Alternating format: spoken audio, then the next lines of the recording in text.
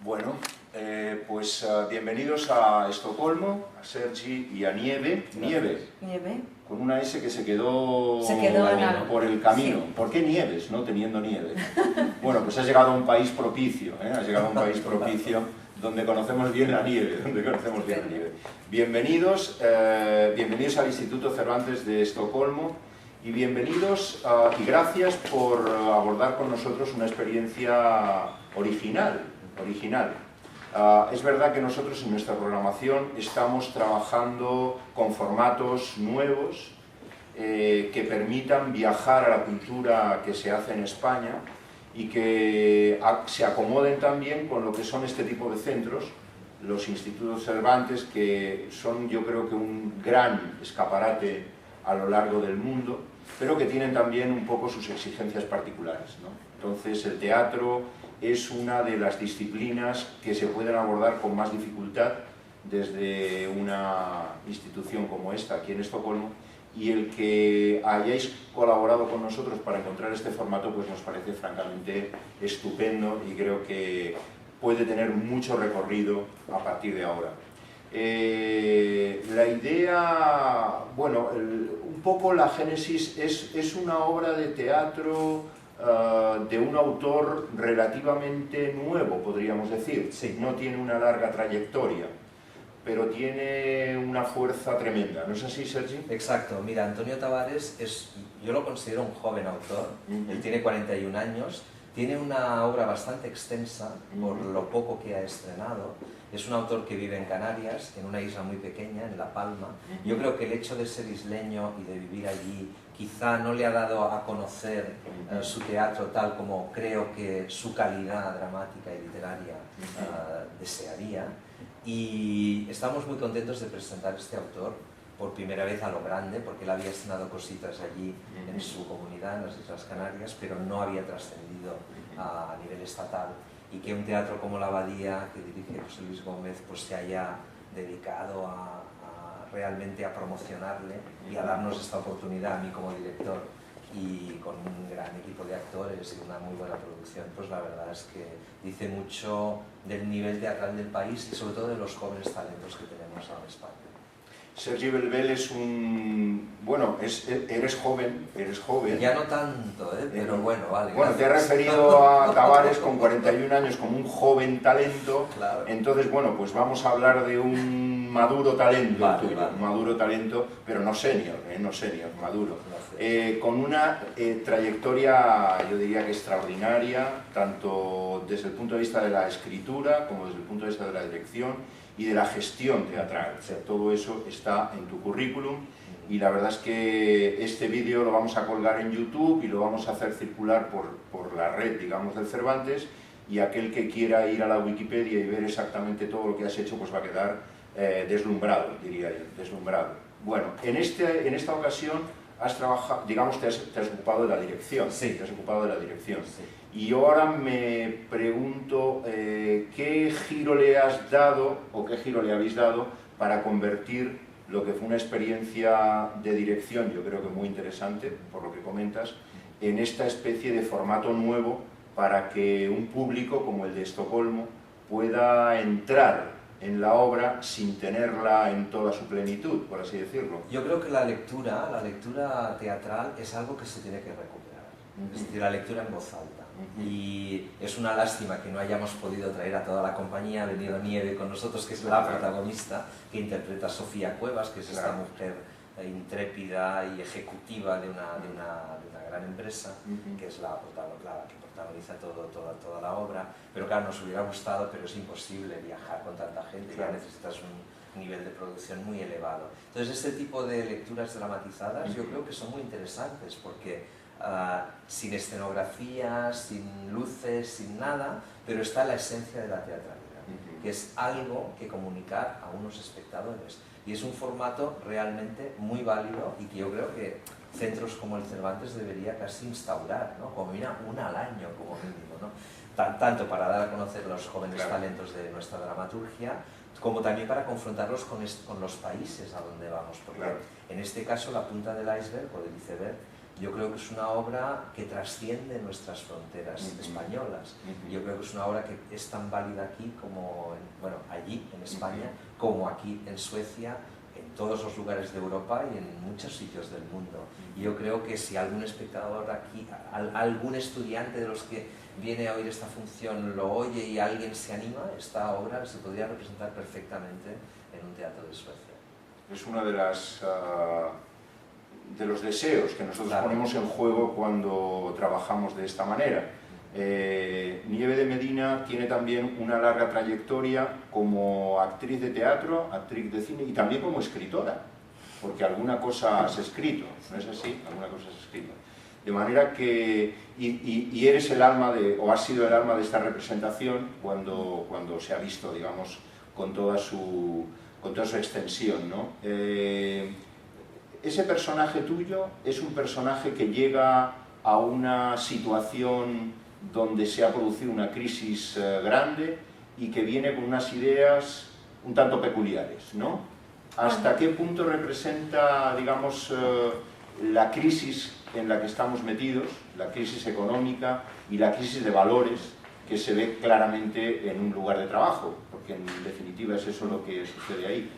Sí, bueno, al principio en las lecturas, que antes decía Sergi que había que retomar, los actores cuando vamos a montar una función empezamos todos por leer juntos y leer en voz alta, que es un ritual, ¿no? Es muy interesante. Hablábamos también de una crítica al sistema en general, porque es verdad que hay un personaje que de repente viene a cambiar algo que se ha establecido y que ha habido una crisis. En este caso, la anécdota sería terrible, se están suicidando personas en una empresa. Pero sí que es verdad que es un poco lo que representa este movimiento terrible que hay ahora en el mundo, que es, estamos en crisis, tenemos que replanteárnoslo todo, pero quizá por una cuestión personal, ¿no? Claro. ¿Cómo es nuestro compromiso? El compromiso personal de cada uno en el espacio y en el lugar, en el cargo que tengamos en esta sociedad.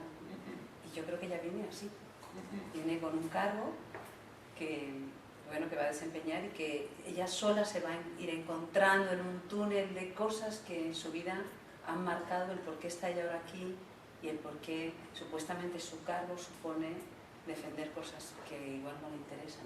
Claro. Nieve, decía Sergi que hay un excelente momento de la creatividad teatral. Yo diría, visto desde aquí, y bueno, hay como 3000 y pico kilómetros de aquí a España y por aquí pasa un poquito de toda la cultura que se hace y la verdad es que yo creo que el momento de creatividad y de innovación y de búsqueda pues es fantástico, ¿no? Es fantástico. Otra cosa es que las condiciones económicas en las que se desenvuelve la cultura en este momento pues sean las que son, ¿no? Entonces, Nieve, te quería preguntar un poco cómo ves tú, porque actrices y actores, la interpretación en España, la verdad es que vive un momento fantástico, yo diría que desde hace mucho tiempo, pero vamos, desde los 90 han ido surgiendo nombres y nombres y nombres y eso parece que no tiene límite, ¿no? Pero es que ahora se dan más circunstancias, ¿no? Sí. Con una peculiaridad incluso que es el favor del público, es decir, el público quiere teatro. Entonces, déjame que te haga una pregunta mala. ¿Qué tenemos que hacer para que todo eso realmente se convierta en una edad de oro, por así decirlo?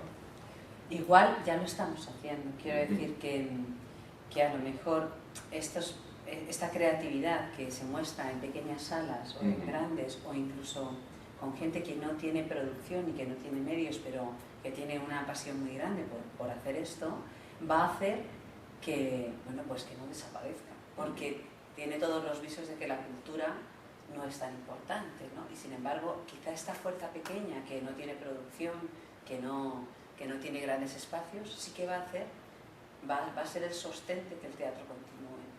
Y para mí eso es lo más importante, porque hay un montón de personas dispuestas a que esto continúe, aunque ahora mismo no estén cobrando, es decir, quizás están levantando un pequeño muro para poder crearlo grande después, ¿no? Yo creo que sí.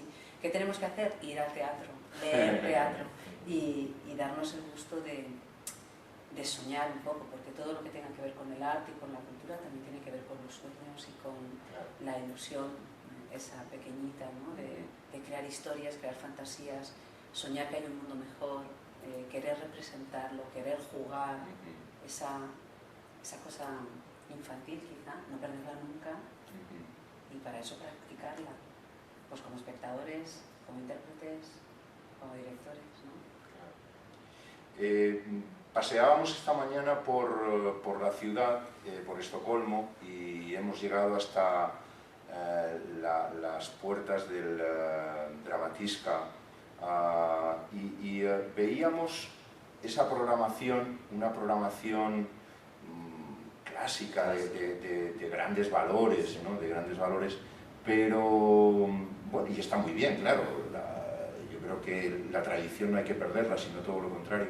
Pero lo que parece que hay ahora, Sergi, tú eres parte de eso, en España en particular, es un movimiento, digamos, de búsqueda de asuntos en la actualidad, de cosas que tienen que ver con el día a día y que hacen que el espectador se sienta mucho más identificado. No es que uno no se identifique con Ricardo III o no se identifique, pero es otro tipo de identificación. Esta es una identificación que puede hasta, digamos, competir con la televisión, por decirlo de alguna manera, ¿no? Mira, yo he estado al frente de un teatro público, el Teatro Nacional de Cataluña, durante 7 temporadas, 8 años, y la verdad es que en mi caso yo intentaba equilibrar la programación, digamos, clásica con un programa de teatro contemporáneo, porque para mí el teatro no tiene sentido si la dramaturgia no se va renovando. Es evidente que tenemos que hacer Shakespeare, y tenemos que hacer Strindberg, y tenemos que hacer Ibsen y Chekhov, pero no solo. Es decir, tenemos que tomarlos como referente, pero ellos hablaban de su mundo en su momento, y hay determinados temas de finales del siglo XIX o del siglo XVII que no son temas del siglo XXI, y en el siglo XXI, con las nuevas comunicaciones, con la era digital, pues se añaden preocupaciones y se añaden dinámicas muy diferentes, con ritmos y tempos absolutamente diferentes a los del siglo XVII. Todo es más dinámico, todo es más rápido, y la verdad es que da mucho placer ver que los jóvenes siguen escribiendo para el teatro, vuelven a utilizar la plataforma del teatro para expresar sus dudas, sus ideas, para expresar también su deseo de un mundo mejor. Y yo creo que un teatro nacional, un teatro público y el teatro en general deben mimar estas voces nuevas y debe ponerlas, pues, al mismo nivel. Vale que no tendrán todavía la calidad de Shakespeare, pero si no estrenamos a los autores, nunca llegarán a tenerla, ¿no? Claro. Y en el caso español, pues hay una gran movimiento. Hay un hombre, Juan Mayorga, ¿no? Que es un hombre que realmente hace un teatro en línea de investigación y con la tradición y la innovación y la literatura, ¿no? Pero hay muchas voces y muchos grupos nuevos, todo el fenómeno del microteatro, que realmente, pues yo no sé si es una edad de oro. Edad de oro yo diría que no desde el punto de vista económico, claro, pero sí desde el punto de vista que lo de oro no se lo podemos aplicar. Lo de oro no, y además oro justamente es lo que nos hace falta, ¿no? Efectivamente, un poquito de oro. Pero yo te digo que los dramaturgos tienen una calidad realmente muy alta, y a veces tenemos que estrenar en espacios que no son meramente teatrales, en producciones un poco de ajustarse el cinturón, pero eso no resta mérito, al revés, le añade, y sobre todo hace impulsar la creatividad. Yo tengo mucha fe en el futuro del teatro en nuestro país. Además, yo quería añadir que estamos viviendo un momento histórico, socialmente, que es muy rico, claro, y es el teatro tiene que recoger ese momento, y tiene que mostrarlo como lo mostraba Shakespeare o Lope o Calderón, claro. Y que hablaban de lo que les ocurría en el momento, ¿no? Desde intrigas palaciegas, que podrían ser estos momentos políticos tan brutales que estamos viviendo, o bueno, el modus vivendi ha cambiado, ¿no? En lo cotidiano, en lo pequeño, se han cambiado cosas y hábitos que no estaban en el siglo XVII, y todo eso sí lo recogían los antiguos y los clásicos. Pues por lo tanto nosotros debemos de recogerlo y jugar con ello en la escena y proponerlo Pero Nieves, fíjate que una de las cosas que llama mucho la atención, bueno, en la historia de la cultura es cuando se van sucediendo, por así decirlo, los distintos inventos, parece que van a anular lo anterior, pero no acaban de anularlo, ¿no? Cuando aparece la televisión se dice se acabó el cine, pero en realidad al final se convive, ¿no? Entonces se resitúan las cosas, ¿no? Y ahora daba un poco la impresión, o durante los 90, pues parecía que el teatro sí se había como agotado, o había signos de un cierto cansancio, pero ahora se han encontrado fórmulas que son, yo diría que hasta guerrilleras, ¿no? Pues el microteatro, el buscar salas que no son las convencionales, el meterse en el salón de una casa para representar, pero ahí pervive siempre esa esencia del teatro, ¿no? Que es un poco el actor o la actriz con un público delante y haciendo... Y que sucede en vivo, y en ese momento, y que eso sí que es eterno, ese momento de comunión, algo está sucediendo aquí y ahora, lo estamos compartiendo todos, y hemos creado esta cosa perversa o bueno, de juego, que es tú te pones ahí y te vas a creer lo que yo hago aquí. Yo lo tengo que hacer muy bien, pero previamente ya hemos establecido que tú sentado ahí vas a creer lo que ocurra aquí. Esto es un juego, ¿no? Y después lo que nos identifica es el canal, es decir, la ausencia de intermediario. Es decir, el espectador sabe que cuando se pone ahí, entre él y yo, está el discurso, que es el texto que yo he memorizado, o lo que hemos quedado que haríamos para ellos, y nada más. Es decir, no va a haber una mirada exterior aquí, ni cortándonos el texto, por lo tanto esto es un espacio de libertad. No hay Photoshop. Exacto. Esto es un espacio de libertad. En ese momento, en el momento en que empieza, y es un acto profundamente político, por el mismo hecho. Aunque no sea político lo que hagamos, pero es político porque tú estás ahí escuchando un discurso y yo te aseguro que ese discurso, en ese momento, puede venir aquí la censura y tacharme eso, pero cuando empieza la función, yo lo puedo recuperar. Después me detienen, ¿no? Están esperando la policía, me detienen y me llevan a la cárcel, pero en ese momento... Sí, han llamado las... Esto es un reducto de libertad, entonces ese reducto de libertad nosotros no lo podemos perder, pero es que el público tampoco. Claro. Fantástico. Pues nada, muchísimas gracias, os digo, por estar aquí. Yo creo que va a ser un gran éxito y a ver si realmente, igual que el microteatro pues surgió como surgió, esto de poder hacer un circuito internacional con lecturas dramatizadas, donde interviene el director que te da la réplica y no es el actor que te la daba antes, con lo cual ahí estáis jugando también una complicidad muy peculiar. Va a ser diferente. Pero a ver si con esto realmente conseguimos que el teatro que se hace en este momento en España pues viaje un poquito más y viaje a países donde, claro, está también un poco la barrera del idioma, eso es así, pero bueno, códigos suficientes hay como para que el teatro es universal y se nos traduce en lo que sea. Así es. Yo quiero decir que la función de la punta del iceberg de Antonio Tavares fue premio Tirso de Molina en 2011. Me parece importante para Antonio. Sí que lo es. Disculpad que no haya dado muchos datos, pero bueno, uno busca ahí en googlea la punta del iceberg y aparece todo lo que quieras al instante. Ya veis lo que nos ha pasado con Román Guber esta tarde. Es verdad. Gracias.